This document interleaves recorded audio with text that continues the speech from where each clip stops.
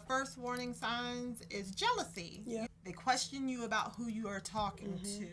They accuse you of flirting, become jealous of time spent with others. Those are all signals and signs that maybe you need to really pay attention to. Right. If you have children, since we were on the topic of children, when they use the children, they make you feel guilty about your children.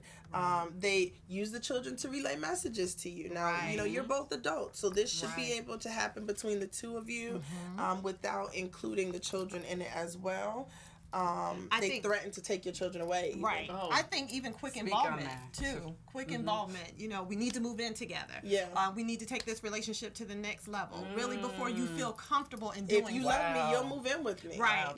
We all touched on the isolation. Right. You know, you're no longer able to go see that friend or call that friend or go see a family member. Right. They tend to isolate you just to themselves. And that's also because that's a manner in which they can use that to break you away from the people who would empower you or who would do that checkup on you. Right. And see that, you know what, you're not quite the same. You're not quite, something's off. Right. And so they want to make sure that if they're the only voice you hear, the process becomes easier. And then it reduces the amount of power that you feel you have, and so therefore all that they attempt to do definitely begins to stick over time. Right. Saying things that are intentionally cruel, to be hurtful. Right. I think that is also another sign. Cheating. They cheated because of you. If you do this, then they wouldn't cheat, or I can cheat because I'm desirable. Right. And so making you therefore feel like, oh, I need to do this and I need to attend to all these needs because if I don't, then the cheating will happen once again. Right. So always that they're trying to continuously seek that power and control over the relationship, which is ultimately what it comes down to.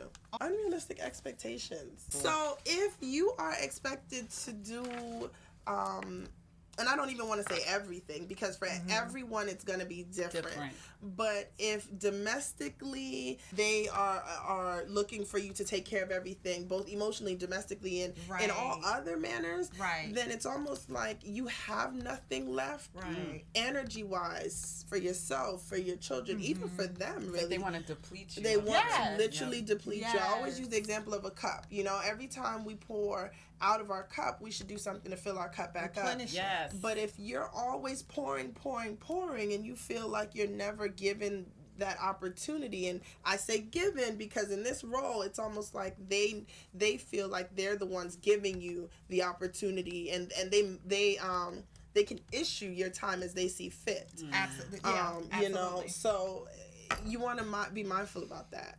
Yes. Just that whole idea of you should meet all of my needs. Yep. No one person is able to do that. So that is another warning sign as well.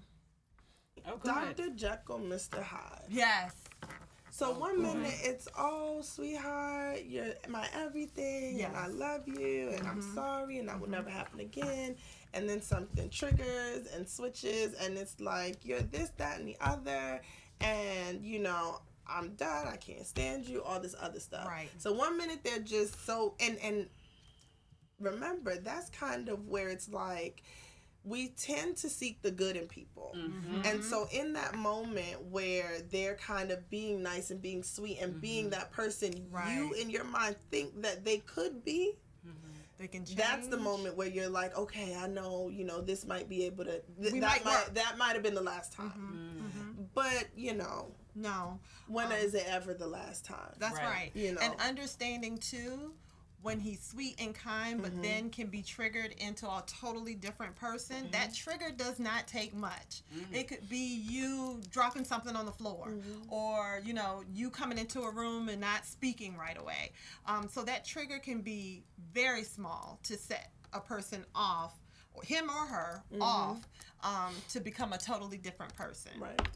And once again, I say that to say, even when a person is triggered, it's a choice. So it's not your fault that you might have triggered this person or made them angry. So you said you wanted to do the safety plan? Yeah. Sure. All right. So a safety plan is? It's a personalized and practical plan that includes ways to remain safe. Right. So, one of the things we talked about before the show was definitely if you don't even know where to start in developing and creating a safety plan, please call the hotline because they will create and develop that safety plan with you. Yeah. But some of the smaller things that you can do is maybe keep the number to the hotline in a safe place. I've even said in a shoe, in your compact case somewhere that it can't be found very easily, that you have quick access to. Also, make sure you have the number to a friend or a supportive person that's willing to step in and help if you make a phone call to say, I need help. Right. When you're looking to make your safety plan, I just want to interject some of the key components of the safety plan. It'll include information on things that are necessary while you're still in the relationship, Right. while you're planning to leave the relationship, and even after you leave. So when safety plan means just that, it is a safety plan for you to be able to feel like as you're going through the steps that you don't have to think because you've already gotten it down. Right. It also includes how to cope with your emotions, telling your friends and your family, if you have children, how to take legal action, and whatever your situation involves, that's what you want your safety plan to include. The scripture is 1 Corinthians 13:4 through 7, and it's love is patient, love is kind, it does not envy, it does not boast, it is not proud, it does not dishonor others, it is not self-seeking, it is not easily angered, it keeps no record of wrongs, love does not delight in evil but rejoices with the truth. It always protects, always trusts, always hopes, and always perseveres. If you know of someone that, may be experiencing domestic violence, please reach out to support them. Ask how you can help or help them to get help. What do you do if you know somebody's in a domestic violence situation, but they don't even know that they're in one? Gosh, I think to start, always remember no judgment. You want to approach them in a manner that they know, so that they know that you are not judging. That's a good point. You are there to support and to help. And that you care. And to love on them. That's a good to point. love on them, because so when you start the conversation, maybe start it with that, and just ask them how they are, because oftentimes they might not, as we say they might not know that they're in a physically abusive relationship, but when someone is striking you, there's something that tells you that that's not right, and so when just start the conversations and then let them know that you're concerned. Right. Start You're out of love. concerned. Start out of love. Can we talk? Sometimes they don't see what you see. So if you go in with love and sensitivity and just explain, I've noticed some things. They may not know other people are watching. Right. So, Right. Can I be your go-to? Yes.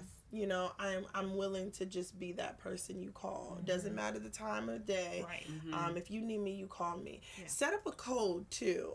Before we end, I want to just say that. Set up a code word, code number, code something. Right. Because this is that you two share together. And so, if I came to her and I said, listen, if I text you, I want some fruit, or whatever, then I need you to come here. I need you to, whatever it may be, because they might not be able to talk to you on the phone, text you, or anything else. So, we need you guys to really share this video. Please do. Like I said, even if it's not you, you don't know who's on your friends list who needs this information. Right. So if anything, don't do it for yourself, do it for them. Right.